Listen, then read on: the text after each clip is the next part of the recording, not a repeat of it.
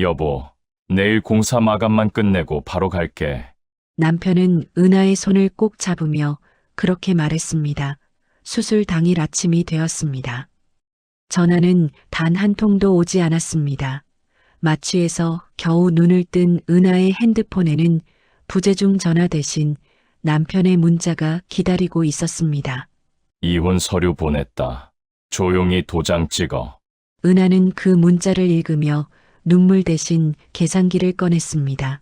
30년을 참아온 여자가 처음으로 펜 대신 칼을 쥔 것입니다.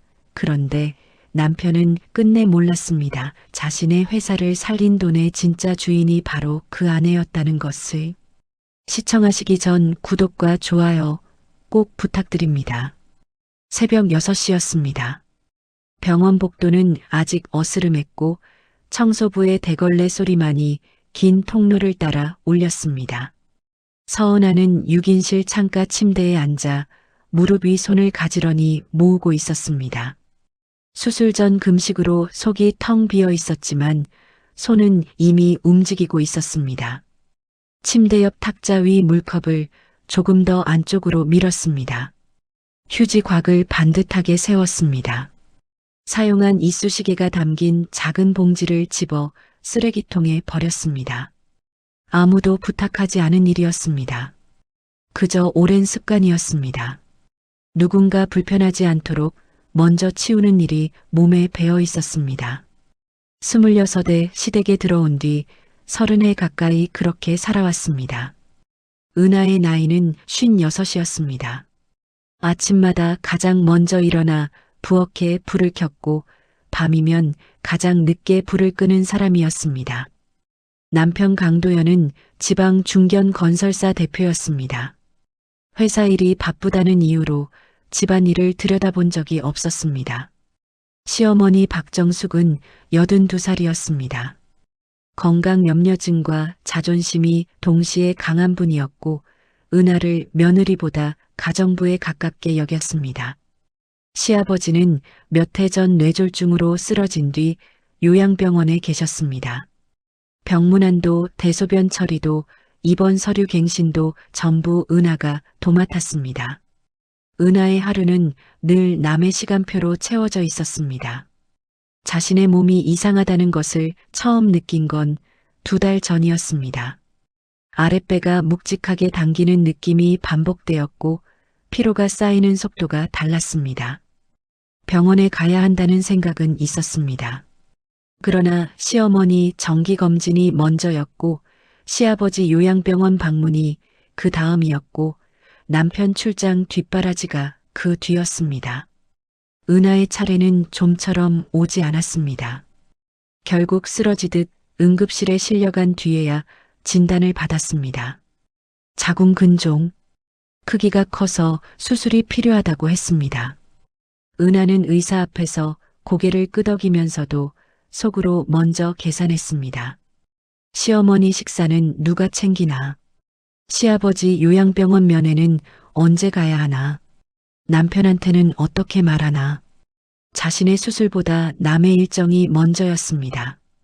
입원 수속을 밟으며 보호자 서명란을 보았습니다. 이름 칸이 비어 있었습니다. 간호사가 조심스럽게 물었습니다. 보호자분은 연락이 됐나요? 은하는 잠깐 멈추었다가 괜찮아요. 곧 올 거예요. 라고 답했습니다. 사실 전날 밤 남편에게 이미 말해두었습니다. 강도연은 은하의 손을 잡으며 말했습니다. 여보, 내일 공사 마감만 끝내고 바로 갈게. 나 믿어. 그 말을 들으면서도 은하는 어딘가 불안했습니다. 믿는다는 말이 이상하게 입에서 잘 나오지 않았습니다. 수술 당일 아침이 되었습니다. 남편 전화는 오지 않았습니다. 은하는 핸드폰을 한 번씩 확인하면서도 내색하지 않았습니다. 옆 침대에서는 일찍부터 소란스러웠습니다.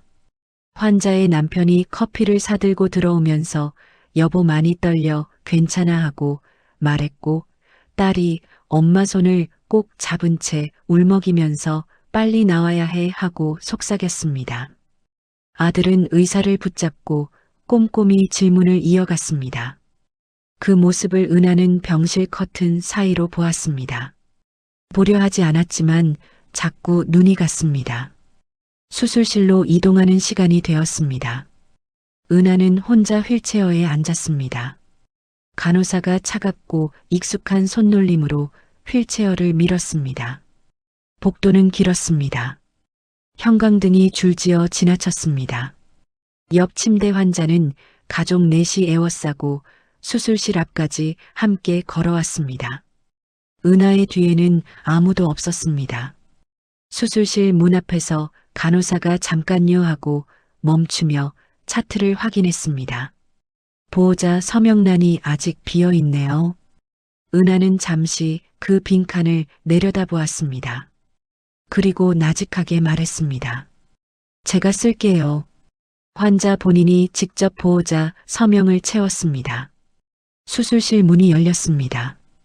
차갑고 환한 빛이 쏟아졌습니다. 은하는 눈을 가늘게 뜨며 그 빛 속으로 들어갔습니다. 문이 닫혔습니다. 복도는 다시 조용해졌습니다. 마취가 풀리는 데는 시간이 걸렸습니다. 의식이 돌아오는 순간은 늘 그렇듯 눈꺼풀이 무겁고 목이 타들어가는 느낌으로 시작됩니다. 서은아는 천장의 하얀 조명을 멍하니 바라보았습니다. 산소 마스크가 얼굴을 누르고 있었고 링거줄이 손등을 꿰뚫고 있었습니다. 회복실은 조용했습니다.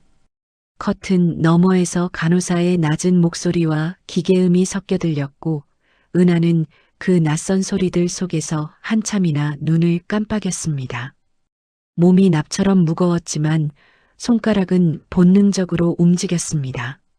침대 난간 옆에 놓인 핸드폰을 더듬어 잡았습니다. 화면을 켜는 데만도 손이 떨렸습니다. 부재중 전화. 0통이었습니다. 은하는 잠시 그 숫자를 바라보았습니다. 0. 아무것도 없다는 뜻. 기다린 사람도 걱정한 사람도 한 번이라도 전화를 눌러본 사람도 없다는 뜻이었습니다. 가슴 한가운데가 서늘해졌습니다. 그러나 그것보다 더 이상한 것이 있었습니다. 알림 숫자가 터무니없이 많았습니다.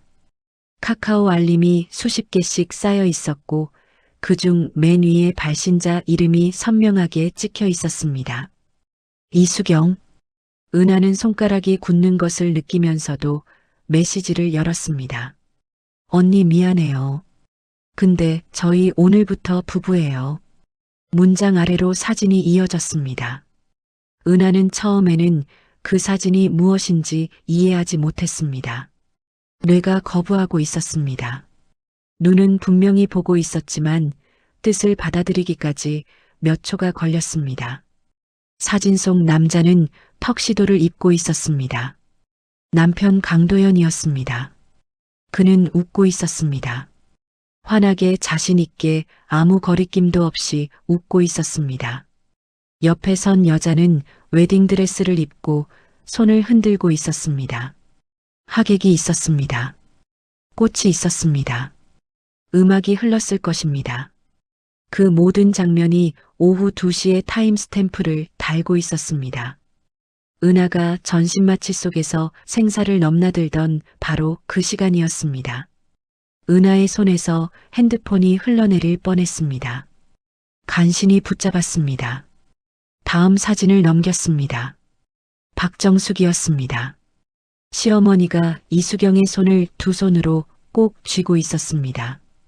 표정이 환했습니다.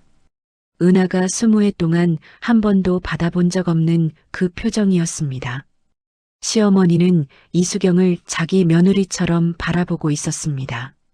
아니, 자기 며느리로 이미 받아들이고 있었습니다. 그 사진 하나가 20해의 모든 것을 단번에 설명해 주었습니다. 은하는 아직도 소리가 나지 않았습니다. 울음이 올라오는 것 같았는데 정작 목에서 아무것도 나오지 않았습니다. 눈물만이 옆으로 흘러 베개를 적셨습니다. 그때 남편에게서 문자가 왔습니다. 이혼 서류 보냈다. 조용히 도장 찍어. 내 몫은 없다. 은하는 그 문자를 2번 읽었습니다. 3번 읽었습니다. 글자의 뜻이 분명한데도 자꾸 다시 읽게 되었습니다. 몸이 움직이질 않았습니다. 수술 부위가 욱신거렸지만 그 통증이 오히려 현실 같았습니다. 이게 꿈이 아니라는 증거처럼 느껴졌습니다. 알림이 또 울렸습니다. 시댁 가족 단체방이었습니다. 은하는 열지 않으려 했습니다. 그러나 손가락은 이미 눌려 있었습니다.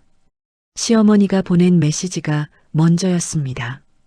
암 걸린 식충이 떨어져 나가니 집안이 화내. 그 아래 시동생이 이모티콘을 달아 답했습니다. 형님 새 출발 축하. 그 밑으로 좋아요 표시들이 달렸습니다. 웃음 이모티콘이 줄지어 이어졌습니다. 은하는 그것들을 끝까지 읽었습니다. 한 글자도 빠뜨리지 않고 전부 읽었습니다. 이상하게도 눈물이 멈췄습니다. 회복실 천장 조명이 여전히 흰빛으로 은하를 내려다보고 있었습니다. 링거는 일정한 속도로 떨어지고 있었습니다. 심전도 기계는 규칙적으로 울렸습니다. 세상은 변한 것이 없었습니다. 그런데 은하의 안에서 무언가가 끊어졌습니다. 실이 툭 끊어지듯 아주 조용하게 그러나 되돌릴 수 없이. 그것은 슬픔도 아니었고 분노도 아니었습니다. 그보다 훨씬 차갑고 단단한 것이었습니다. 은하는 창밖을 보았습니다. 오후의 햇살이 병실 유리를 타고 들어오고 있었습니다. 평범한 오후였습니다.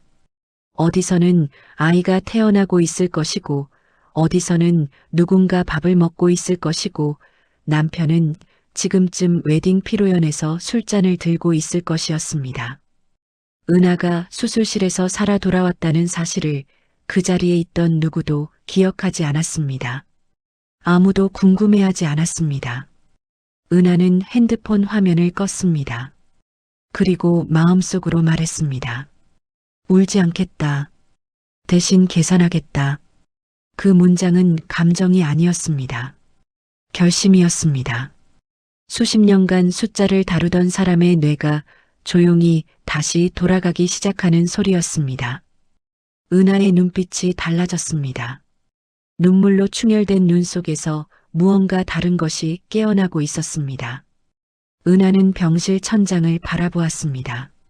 수술 부위가 아직 욱신거렸지만 몸보다 머릿속이 더 무거웠습니다. 링거줄이 손등에 꽂혀 있었고 커튼 너머로 저녁 식판 나누는 소리가 들렸습니다. 은하는 눈을 감았습니다. 감으면 어둠이 왔고 어둠 속에서 기억이 올라왔습니다. 26의 자신이 처음 시댁 문턱을 넘던 날부터였습니다. 결혼식 다음 날 아침이었습니다. 시어머니 박정숙은 부엌 앞에 서서 은하를 위아래로 훑어보았습니다. 그리고 첫마디를 건넸습니다. 친정 없는 며느리는 말 잘 들어야 해. 너는 내 편이 없잖아. 은하는 그날 그 말의 무게를 정확하게 알지 못했습니다. 세월이 지나서야 그 문장이 선전포고였다는 것을 깨달았습니다. 친정어머니는 은하가 22살 때 세상을 떠났습니다. 형제도 없었습니다. 기댈 곳이 없는 사람은 쉽게 길들여진다는 것을 시어머니는 본능적으로 알고 있었습니다. 남편 강도연은 그 사실을 방패로 삼았습니다. 어머니가 늙어서 그래. 그냥 참아. 그 말은 10년, 20년이 지나도록 한 번도 달라지지 않았습니다.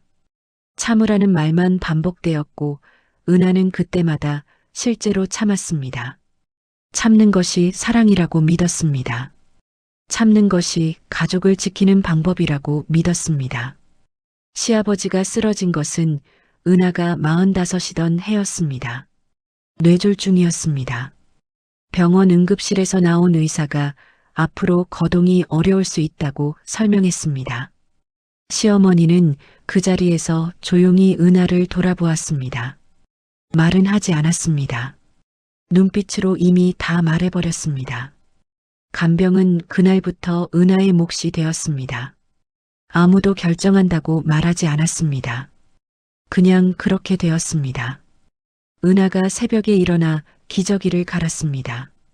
욕창이 생기지 않도록 2시간마다 몸을 뒤집었습니다. 병원 동행은 물론이고 재활치료 예약 변경까지 전부 은하가 처리했습니다. 명절에도 제삿날에도 은하는 부엌을 벗어나지 못했습니다. 손이 늘 갈라져 있었습니다. 한 해 한 해가 지날수록 허리가 휘었습니다. 시어머니는 그 모습을 보면서 커피를 마셨습니다. 그리고 가끔 이런 말을 건넸습니다. 요양원 보내면 한 달에 200만 원인데 내가 하니까 돈이 아껴지잖아. 은하는 그 말을 들을 때마다 가슴 어딘가가 조금씩 떨어져 나가는 느낌을 받았습니다. 그래도 참았습니다. 가족이니까. 남편 회사가 휘청인 것은 그로부터 몇 해 뒤였습니다. 건설 경기가 꺾였고 거래처 결제가 연달아 밀렸습니다. 은행 대출 한도가 막혔고 직원 급여가 흔들리기 시작했습니다. 강도연은 집에 들어오면 술 냄새를 풍기며 말했습니다. 나 망하면 너도 끝이야. 은하는 그 말을 듣고 잠을 못 잤습니다.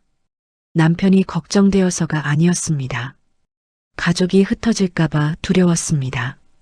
그동안 자신이 지켜온 모든 것이 무너질까봐 두려웠습니다. 은하에게는 결혼 전 자신의 이름으로 쌓아온 자산이 있었습니다.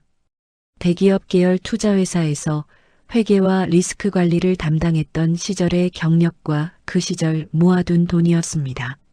남편은 그 사실을 몰랐습니다. 은하는 경력 단절 이후에도 그 돈을 조용히 지켜왔습니다. 돈이 있다는 것을 알리면 사랑이 아니라 돈으로 자신을 판단받을 것 같았습니다. 그것이 두려워 말하지 않았습니다. 그러나 남편 회사가 무너지는 것을 두 눈으로 보면서 은하는 결국 움직였습니다. 가족을 살리고 싶었습니다. 직접 나설 수는 없었습니다. 자신이 개입했다는 사실이 알려지면 시어머니가 또 다른 방식으로 이용할 것이 뻔했습니다. 은하는 외부 자문사 명의를 빌려 투자 대여 계약서를 만들었습니다. 숫자를 다루는 일이라면 누구보다 정확했습니다. 계약서 안에 조항을 넣었습니다.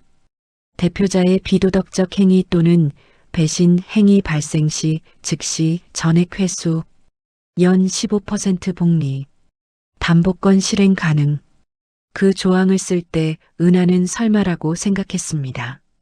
설마 이 조항을 실제로 쓸 일이 생길까? 그것은 남편을 믿지 못해서가 아니라 계약이란 원래 최악을 대비하는 것이라는 직업적 습관이었습니다.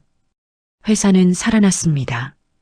강도연은 위기를 넘기고 다시 사업을 키웠습니다.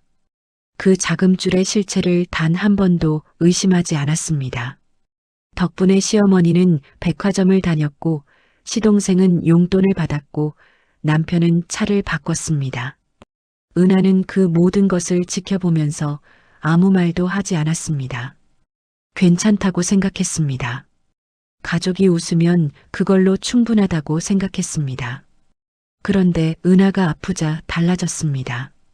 수술이 필요하다는 말을 꺼냈을 때 시어머니가 한 말은 짧았습니다. 집안에 환자 생기면 재수 없어. 남편은 공사 마감을 챙겼습니다. 아무도 수술실 앞까지 와주지 않았습니다. 보호자 서명란은 비어 있었습니다. 은하는 그것을 본인이 채웠습니다. 천장을 바라보던 은하의 눈에서 눈물이 흘렀습니다. 소리는 없었습니다. 다만 뺨을 타고 내려가는 눈물의 온도가 유난히 차갑게 느껴졌습니다. 왜 참았을까? 처음으로 그 질문이 올라왔습니다. 지금껏 한 번도 스스로에게 던진 적 없는 질문이었습니다. 참으면 다 괜찮아질 거라고 믿었습니다. 참는 것이 사랑이라고 믿었습니다. 그런데 그 믿음이 자신을 여기까지 데려왔습니다. 혼자 서명하고 혼자 수술실에 들어가고 혼자 회복실에 누워있는 이 자리까지. 은하는 눈을 감았다가 다시 떴습니다. 눈물이 멎었습니다. 분노가 올라왔습니다. 그런데 그 분노도 곧 가라앉았습니다. 그 자리에 남은 것은 더 단단하고 더 조용한 무언가였습니다. 각성이었습니다. 26부터 56까지 30년을 참아온 사람이 처음으로 눈을 제대로 뜨는 순간이었습니다. 퇴원날 아침이었습니다. 은하는 병실 창문으로 들어오는 햇살을 받으며 천천히 몸을 일으켰습니다. 수술 부위가 아직 당겼습니다. 허리를 완전히 펴는데도 시간이 걸렸습니다. 간호사가 퇴원 서류를 건네며 무리하지 마세요. 당분간 안정이 필요합니다. 라고 말했습니다. 은하는 고맙습니다. 라고 답하며 짐을 챙겼습니다. 입원 가방 안에는 갈아입을 옷 한 벌과 세면도구가 전부였습니다. 보호자가 가져다 준 것은 아무것도 없었습니다. 처음부터 혼자 챙겨온 것들이었습니다. 병원 로비로 내려오면서 은하는 핸드폰으로 택시를 불렀습니다. 바람이 차가웠습니다. 병원 정문 앞 벤치에 앉아 기다리는 동안 은하는 아무 생각도 하지 않으려 했습니다. 그냥 집에 돌아가면 된다고만 생각했습니다. 택시가 왔습니다. 기사님, 강남구 도곡동으로 가주세요. 은하는 뒷좌석에 기댔습니다. 눈을 감았습니다. 차가 출발했습니다. 도로는 막혔습니다. 신호가 바뀌고 차가 멈추고 다시 움직이기를 반복하는 동안 은하는 창밖을 바라보았습니다. 사람들이 각자의 걸음으로 지나쳤습니다. 장을 보는 사람이 있었고, 아이 손을 잡고 걷는 사람이 있었고, 커피를 들고 뛰어가는 사람이 있었습니다. 세상은 여전히 아무 일도 없다는 듯 돌아가고 있었습니다. 택시가 시댁 아파트 단지 앞을 지나갔습니다. 은하는 무심코 창밖을 보다가 멈췄습니다. 아파트 현관 앞 바닥에 검은 비닐봉지가 놓여 있었습니다. 하나가 아니었습니다. 크고 작은 것이 3개였습니다.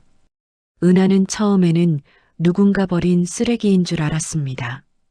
그런데 봉지 하나에서 무언가 삐져나와 있었습니다. 붉은색 표지의 책이었습니다. 은하가 오랫동안 간직해온 회계 관련 전문 서적이었습니다. 택시 기사님, 잠깐만요. 여기서 세워주세요. 기사가 아파트 입구 앞에 차를 세웠습니다. 은하는 차에서 내렸습니다. 수술 부위가 욱신거렸지만 발이 저절로 봉지 쪽으로 향했습니다. 봉지 하나를 열었습니다. 옷이었습니다. 은하가 매일 입던 면 티셔츠와 카디건이 아무렇게나 구겨진 채 쑤셔 박혀 있었습니다. 두 번째 봉지에는 화장품과 헤어 제품이 뚜껑도 닫히지 않은 채 던져져 있었습니다. 세 번째 봉지에서 결혼 사진이 나왔습니다. 액자가 깨져 있었습니다. 유리 파편이 봉지 안에 함께 담겨 있었습니다. 은하는 그 자리에 서서 봉지 3개를 내려다보았습니다. 20회 넘게 그 집에서 살아온 흔적이 검은 비닐 3개에 담겨 있었습니다. 그때 핸드폰이 울렸습니다. 시어머니였습니다. 은하는 전화를 받았습니다. 시어머니 목소리가 담담하게 들려왔습니다. 비밀번호 바꿨다. 내 짐은 밖에 내놨으니까 가져가고 다시는 오지 마라. 전화가 끊겼습니다. 은하는 핸드폰을 손에 쥔 채 움직이지 않았습니다. 바람이 불어 봉지 하나가 옆으로 쓰러졌습니다. 지나가던 이웃 주민이 은하를 힐끗 쳐다보았습니다. 은하는 그 시선을 느꼈습니다. 퇴원 환자복 위에 얇은 겉옷 하나만 걸친 채 현관 앞 바닥에 검은 봉지를 앞에 두고 서 있는 자신의 모습이 어떻게 보일지 알 수 있었습니다. 창피하다는 생각이 올라왔습니다. 그런데 그 다음에 올라온 것은 창피함보다 더 묵직한 감각이었습니다. 내가 이 집에서 사람으로 산 적이 없었구나. 그 문장이 머릿속에서 천천히 선명해졌습니다. 사람으로 살지 않았습니다. 간병인으로 살았습니다. 살림 도구로 살았습니다. 집안 분위기 관리자로 살았습니다. 가족이라는 이름 아래 이용당하는 존재로 살았습니다. 그런데 더 이상 쓸모가 없어지자 검은 비닐봉지 3개에 담겨 현관 밖으로 내쳐졌습니다. 은하는 봉지를 집어들지 않았습니다. 그대로 돌아섰습니다. 택시로 걸어가며 기사에게 말했습니다. 기사님, 주소 바꿀게요. 기사가 어디로 가세요? 라고 물었습니다.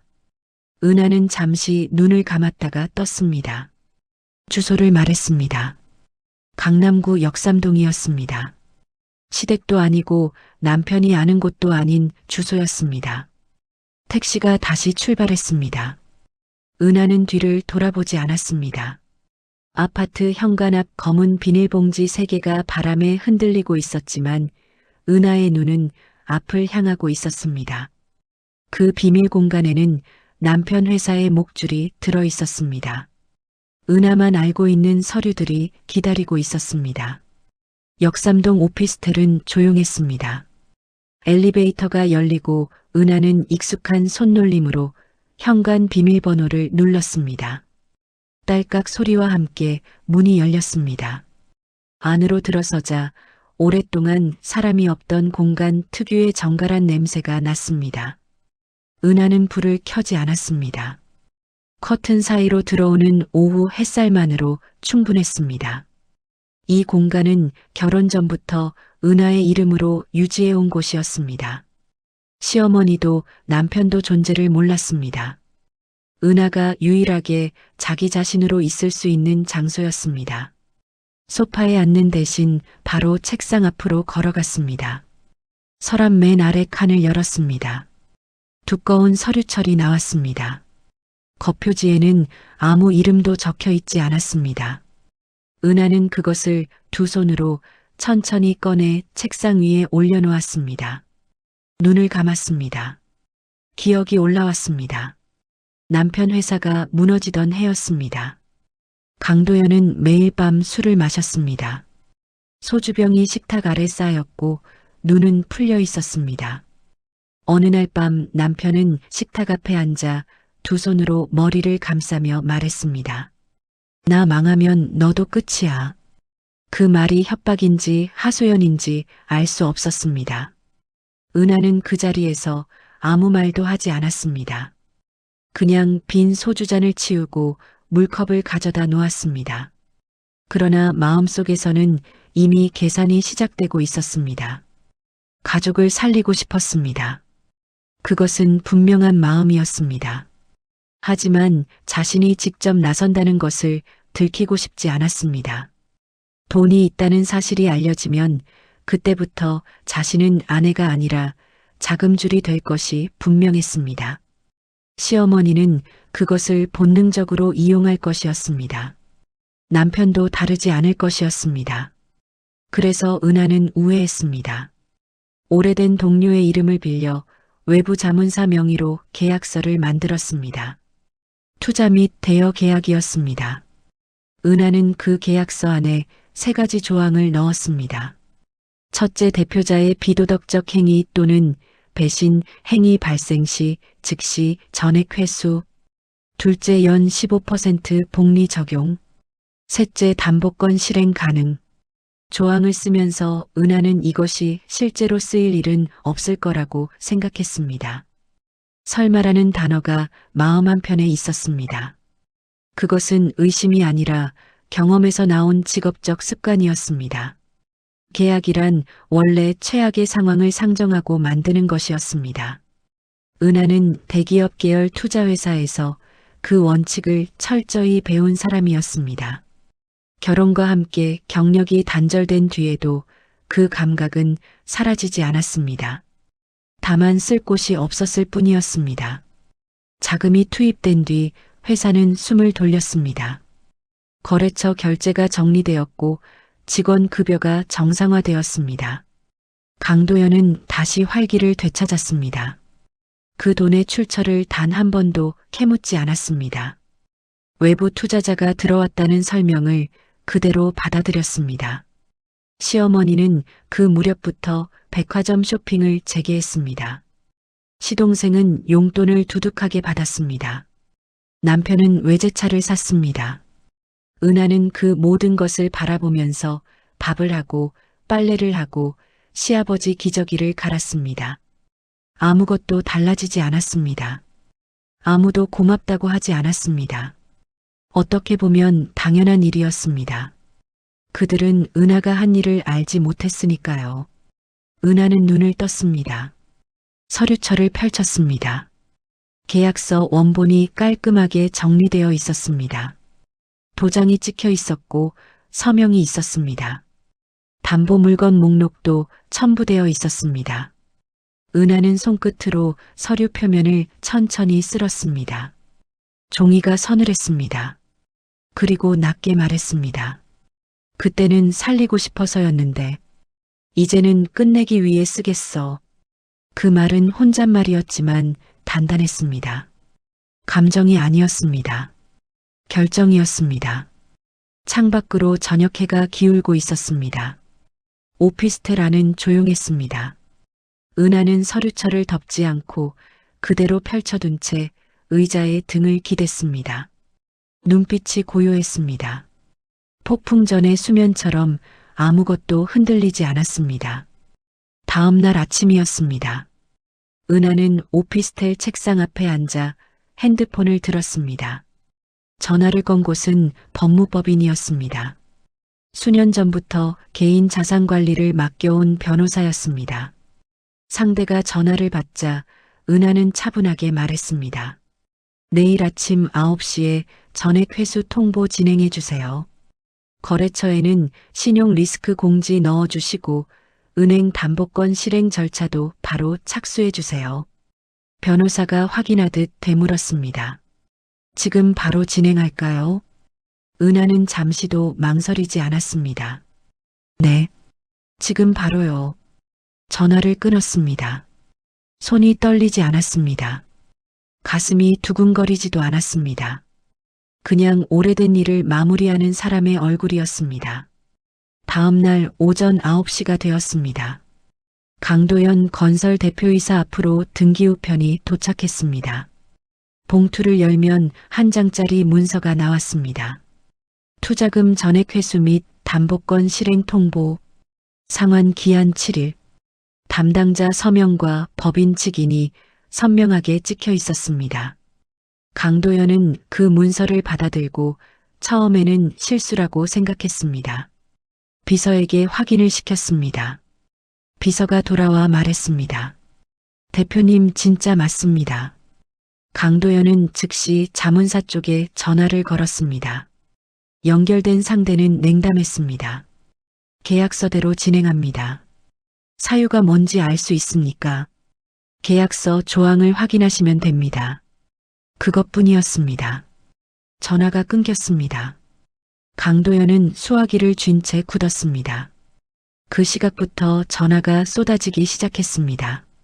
주요 거래처 담당자들이 연달아 연락을 해왔습니다. 신용 리스크 공지를 받았다는 것이었습니다. 결제 보류를 검토하겠다는 말이 이어졌습니다. 오후가 되자 주거래 은행에서도 연락이 왔습니다. 대출 조건 재검토 가능성을 언급했습니다. 하청업체 현장 소장이 전화를 걸어 자재 대금이 해결되지 않으면 공사를 멈출 수밖에 없다고 했습니다. 강도연은 회의실에 혼자 앉아 전화를 받고 또 받았습니다. 해명을 하려 했지만 상대들은 숫자와 계약서만 보았습니다. 말로는 막을 수 없는 흐름이었습니다. 회사가 도미노처럼 기울기 시작했습니다. 거래처 결제 요구가 한꺼번에 터졌습니다.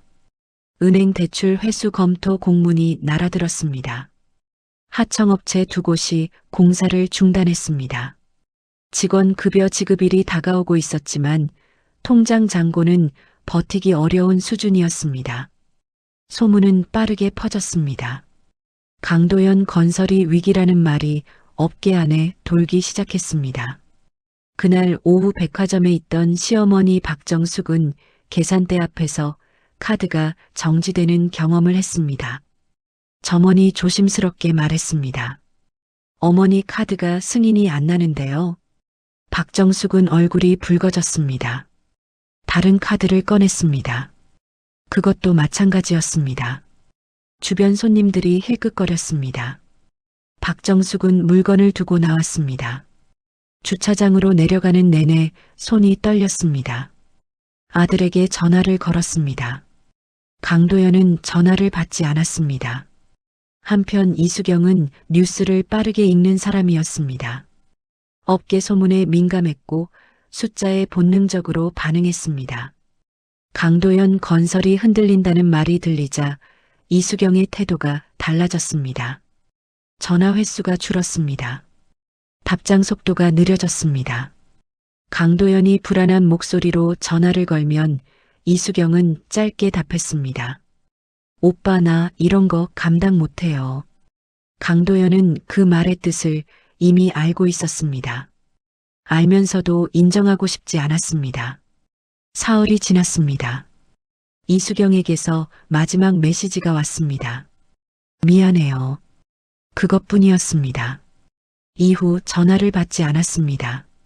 강도연은 회사 소파에 앉아 천장을 바라보았습니다. 결혼식 날 활짝 웃던 이수경의 얼굴과 지금 이 순간이 겹쳐졌습니다. 무언가 무너지는 소리가 들리는 것 같았습니다. 그 소리는 회사가 아니라 자기 안에서 나는 것이었습니다. 강도연은 이 모든 것의 진짜 이유를 여전히 몰랐습니다. 자신을 살린 자금줄의 진짜 주인이 아내였다는 것을 몰랐습니다. 조용히 살림만 했던 아내가 이 모든 것을 설계한 사람이었다는 것을 몰랐습니다. 착한 며느리라고 불렸던 그 여자가 사실은 숫자로 모든 것을 꿰뚫어보는 사람이었다는 것을 이제야 알게 될 참이었습니다. 은하는 그 시각 오피스텔 창가에 앉아 차를 마시고 있었습니다. 핸드폰 화면에 변호사 문자가 들어왔습니다.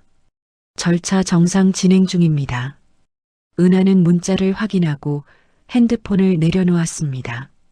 창밖으로 저녁 불빛이 하나씩 켜지고 있었습니다.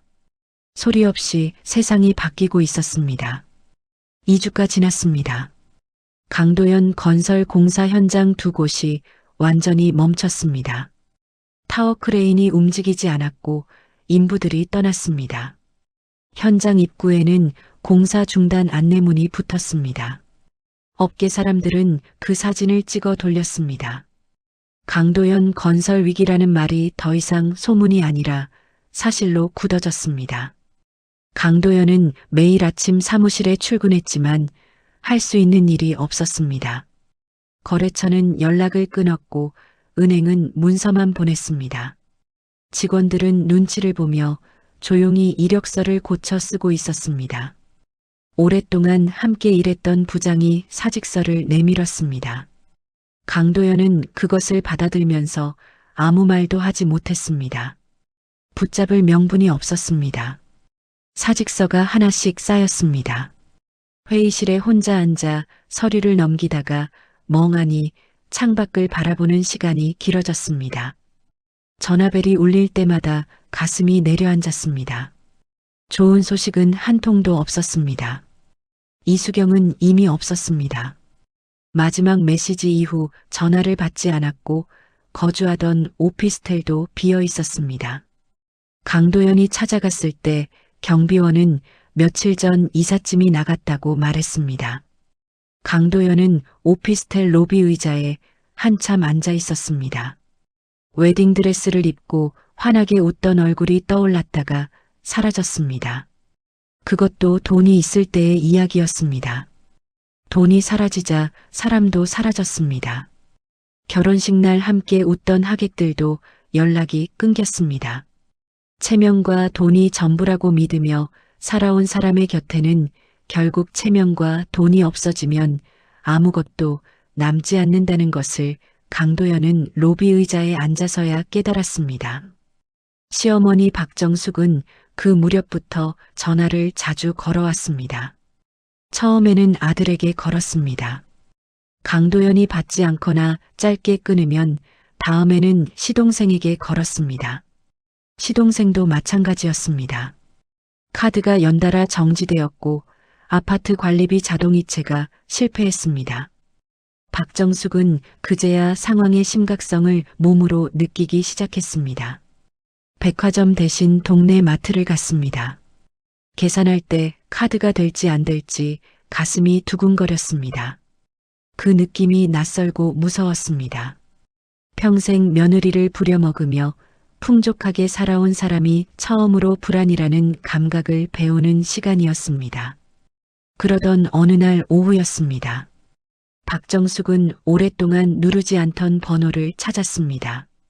은하의 번호였습니다. 전화를 걸었습니다. 신호가 갔습니다. 은하가 받았습니다. 박정숙은 목소리를 낮게 깔았습니다. 은하야, 어머니가 미안하다. 한 번만 도와줘. 침묵이 흘렀습니다. 은하는 대답하지 않았습니다. 박정숙이 다시 말했습니다. 내가 그때 말을 잘못했어. 그러니까 한 번만. 은하의 목소리가 들렸습니다. 어머니, 제가 수술실 들어갈 때 재수 없다고 하셨죠? 박정숙은 대답하지 못했습니다. 은하가 이어서 말했습니다. 그때부터 저는 가족이 아니었어요. 전화가 끊겼습니다. 박정숙은 핸드폰을 내려다보았습니다. 화면이 꺼져 있었습니다. 방 안이 조용했습니다. 며느리를 가정부처럼 부리던 그 방 안에 혼자 앉아 꺼진 화면을 바라보는 노인이 있었습니다. 아무것도 더 할 수 있는 말이 없었습니다. 살면서 처음으로 입이 막힌 순간이었습니다. 강도연도 며칠 뒤 은하에게 연락을 시도했습니다. 문자를 보냈습니다. 전화를 걸었습니다. 답이 없었습니다. 번호를 확인하니 수신 차단이 되어 있었습니다. 강도연은 변호사를 통해 메시지를 전달하려 했습니다. 은하 측 변호사가 답했습니다. 의뢰인은 어떠한 협의도 원하지 않습니다. 이혼 절차는 제출된 서류대로 진행됩니다. 재산 분할은 계약서 조항 및 혼인기간 기여도 산정을 기준으로 청구합니다. 강도연은 그 문서를 읽다가 처음으로 계약서 조항을 자세히 들여다보았습니다.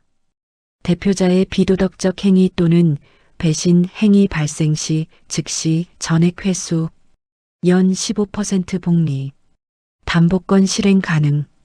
그 문장들이 눈에 들어오면서 강도연은 이상한 느낌을 받았습니다. 계약서 문체가 낯설지 않았습니다. 단어 선택 방식이 어딘가에서 본 것 같았습니다. 오래전 은하가 회사에서 쓰던 문서 양식이었습니다. 강도연의 손에서 서류가 떨어졌습니다. 천천히 의자에 앉았습니다. 자신을 살린 그 돈이 누구의 것이었는지 머릿속에서 윤곽이 잡히기 시작했습니다. 외부 투자자라고 믿었던 그 사람이 다름 아닌 아내였다는 것이, 조용히 살림만 하던 여자가 자신의 회사를 쥐고 있었다는 것이, 그리고 그 여자가 지금 아무 소리 없이 전부 회수하고 있다는 것이. 강도연은 한동안 움직이지 않았습니다. 책상 위에 펼쳐진 서류들이 눈에 들어왔습니다. 그것들 하나하나가 이제는 다르게 읽혔습니다. 회사를 살렸던 그 자금이 들어오던 날 은하는 부엌에서 저녁을 하고 있었습니다. 강도연이 오늘 숨통이 트였다고 말했을 때 은하는 그랬어요. 다행이네요. 라고 짧게 답하며 국을 떴습니다. 그 말이 지금 전혀 다른 의미로 들렸습니다. 창밖으로 저녁이 내려앉고 있었습니다. 사무실 불이 하나씩 꺼졌습니다. 직원들이 퇴근하며 인사도 없이 나갔습니다. 강도연 혼자 남았습니다. 은하가 혼자 수술실로 들어가던 날 이후 처음으로 강도연도 혼자가 된 밤이었습니다. 그런데 그 외로움의 무게가 달랐습니다. 은하의 외로움은 억울함이었지만 강도연의 외로움은 자업자득이었습니다. 그 차이를 강도연은 텅 빈 사무실 어둠 속에서 비로소 알았습니다. 봄이 왔습니다. 역삼동 오피스텔 창밖으로 가로수가 연두빛 잎을 틔우고 있었습니다. 은하는 아침 일찍 일어나 커피를 내렸습니다. 누군가의 아침을 챙기기 위해서가 아니었습니다. 자신을 위해 내리는 첫 커피였습니다. 머그컵을 두 손으로 감싸 쥐고 창가에 섰습니다. 햇살이 손등 위로 떨어졌습니다. 따뜻했습니다. 오랫동안 잊고 살았던 온도였습니다. 이혼 절차는 석 달 만에 마무리되었습니다. 법원 복도에서 강도현과 마주쳤을 때 은하는 눈을 피하지 않았습니다. 강도현은 말을 걸려다 멈췄습니다. 은하의 눈빛이 달랐습니다. 예전처럼 불안하거나 눈치 보는 눈빛이 아니었습니다. 조용하고 단단했습니다. 강도현은 결국 아무 말도 하지 못했습니다. 판사가 선고문을 읽었습니다. 은하는 그 자리에서 고개를 바르게 세우고 앉아 있었습니다. 혼인기간 기여도가 인정되었습니다. 재산 분할 결과는 은하에게 유리했습니다. 계약서 조항에 따른 회수금도 정리되었습니다. 법정을 나오면서 은하는 멈춰서 하늘을 올려다보았습니다. 구름이 흘러가고 있었습니다. 울컥하는 감정이 올라왔습니다. 눈물이 날 것 같았습니다. 그런데 슬픔이 아니었습니다. 오래 눌려있던 무언가가 비로소 풀리는 느낌이었습니다. 은하는 그 자리에서 잠시 눈을 감았다가 떴습니다. 그리고 걸었습니다. 이혼 후 2달이 지났을 때 은하는 강남구 작은 사무실 하나를 얻었습니다. 간판을 달았습니다. 중년 여성 재기 지원센터였습니다. 개소식 날 찾아온 사람들은 많지 않았습니다. 그러나 은하는 개의치 않았습니다. 처음부터 화려하게 시작할 생각이 없었습니다. 첫 상담자는 61살 여성이었습니다. 남편 간병을 15년 하다가 남편이 세상을 떠난 뒤 혼자 남겨진 분이었습니다. 무엇을 해야 할지 모르겠다고 했습니다. 나이가 너무 많은 것 같다고 했습니다. 은하는 그 말을 듣고 천천히 말했습니다. 저도 56에 다시 시작했어요. 그 한마디에 상담자의 눈이 흔들렸습니다. 두 번째 상담자는 48살이었습니다. 경력 단절이 12년이었고 자신감이 완전히 무너진 상태였습니다.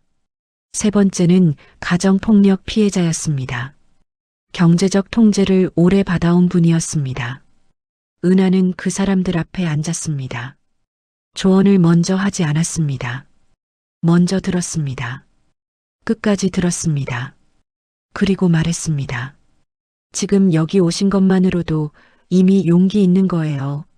센터가 조금씩 알려지기 시작했습니다. 입소문이 났습니다. 상담 예약이 늘었습니다. 은하는 바빠졌습니다. 그러나 그 바쁨이 예전의 바쁨과 달랐습니다. 예전에는 남의 시간표로 채워진 바쁨이었습니다. 지금은 자신이 선택한 바쁨이었습니다. 어느 날 오후 은하는 병원 정기검진을 받으러 갔습니다. 수술 후 경과 확인이었습니다. 의사가 차트를 보며 말했습니다. 치료 경과가 아주 좋아요. 수치가 많이 안정됐어요. 스트레스가 줄어든 게 가장 큰 이유인 것 같네요. 은하는 고맙습니다 라고 답하며 미소 지었습니다. 진료실을 나오다가 복도 창문 앞에서 잠깐 멈췄습니다. 햇빛이 들어오고 있었습니다. 은하는 옷깃 안쪽 수술 흉터 부위를 손끝으로 가볍게 짚었습니다. 흉터가 느껴졌습니다. 길고 가느다란 선이었습니다. 예전에는 그것을 볼 때마다 아팠던 기억이 먼저 떠올랐습니다.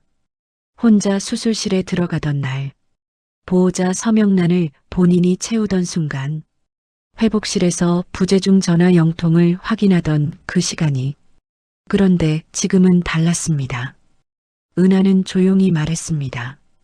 흉터가 아니야. 내가 살아남았다는 증거야. 그 말이 입 밖으로 나오는 순간 눈물이 차올랐습니다. 억지로 참지 않았습니다. 복도 창가에 서서 잠깐 울었습니다. 지나가는 사람들이 있었지만 상관없었습니다. 다 울고 나서 손등으로 눈가를 닦았습니다. 그리고 걸었습니다. 저녁이 되었습니다. 은하는 센터 동료 2명과 함께 작은 식당에 들어갔습니다. 셋이 둘러앉아 된장찌개를 시켰습니다. 별것 아닌 저녁이었습니다. 그런데 식탁이 따뜻했습니다. 웃음소리가 났습니다. 누가 시켜서 앉은 자리가 아니었습니다. 누군가의 눈치를 보는 식탁이 아니었습니다. 은하는 밥 한 술을 뜨다가 잠깐 손을 멈췄습니다. 이게 뭔지 알 것 같았습니다. 밥이 맛있었습니다. 오랜만에 맛을 느끼며 먹는 밥이었습니다. 식사를 마치고 나오면서 동료 한 명이 은하의 손을 잡았습니다. 대표님, 오늘 힘들지 않았어요? 라고 물었습니다. 은하는 잠시 생각하다가 답했습니다. 아니요. 오늘은 괜찮았어요. 진심이었습니다. 밤 공기가 선선했습니다. 가로등이 켜진 골목을 걸으면서 은하는 생각했습니다. 참는 게 미덕이던 시절은 끝났습니다. 나를 지키는 결단은 이기심이 아닙니다. 그것은 존엄입니다. 26부터 56까지 30년을 다른 사람의 삶을 살았습니다. 이제부터는 달랐습니다. 서은아라는 이름으로 살지 않겠습니다. 그냥 나로 살겠습니다. 골목 끝에서 바람이 불어왔습니다. 은하는 눈을 살짝 감았다가 떴습니다. 그리고 걸었습니다. 발걸음이 가벼웠습니다. 오늘의 이야기는 여기까지입니다. 구독 후 알림 설정을 하시면 매일 새로운 이야기들을 만나보실 수 있습니다. 시청해 주셔서 감사합니다.